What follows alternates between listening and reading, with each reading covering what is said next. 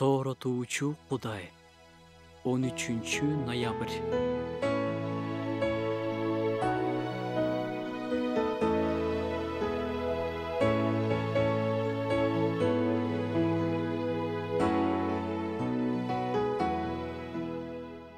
Кудай сүйүү.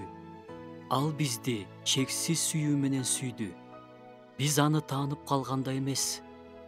Биз күнөөкөр кезибизде эле сүйдү.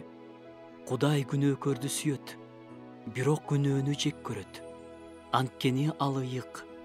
Күнөө жазаланышы керек. Ооба, Кудай каарданат. Кудайдын каарына калуу коркунучтуу. Мени жана сени Кудайдын каарынан куткарып кала турган бир гана жол бар эле. Ал төгүлгөнү жаткан Кудайдын каарын бирөөгө багыттоо. Ошол каар Ийса Машаякка багытталды. Биздин жазаны ал өз мойнуна алды. Бизди сүйгөндүктөн бизге төгүлө турган каарды ал көтөрдү. Биздин күнөөлөр үчүн ал жазаланды. Ийсанын азап чегүүсү жөнүндө пайгамбарлардын китептеринде, жакшы кабар китептеринде жазылган.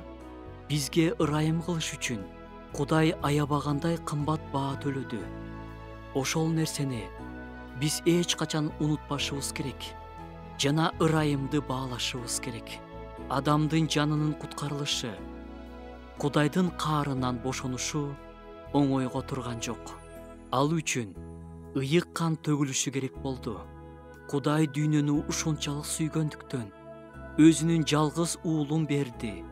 Кудай аны ага ишенген ар бир адам өлбөй, түбөлүк өмүргө ээ болсун деп берди.